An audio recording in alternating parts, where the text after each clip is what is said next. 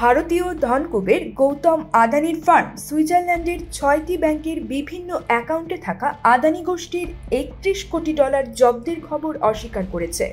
মার্কিন short seller সংস্থা হিন্ডেনবার্গের সাম্প্রতিক প্রতিবেদনে আদানি গোষ্ঠীর কোটি কোটি ডলার জব্দের দাবি করা হয়েছে।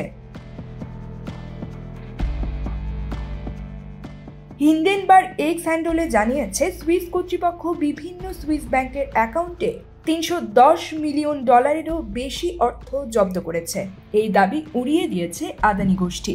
তারা জানিয়েছে, কোনো সুইস আদালতের সঙ্গে তাদের সম্পর্ক নেই এবং তাদের সংস্থার কোনো অ্যাকাউন্ট কারো মাধ্যমে জব্দ হয়নি।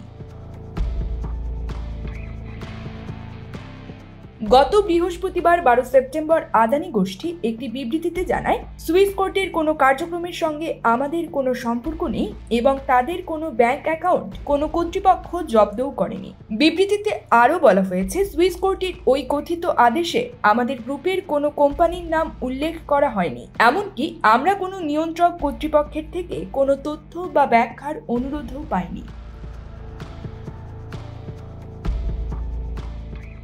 আদানি গোষ্ঠী এই অভিযোগকে একই গোষ্ঠীর মাধ্যমে সমন্বিতভাবে তাদের সুনাম এবং বাজার মূল্য ক্ষতিগ্রস্ত করার আরেকটি পরিকল্পিত প্রচেষ্টা বলে আখ্যা দিয়েছে।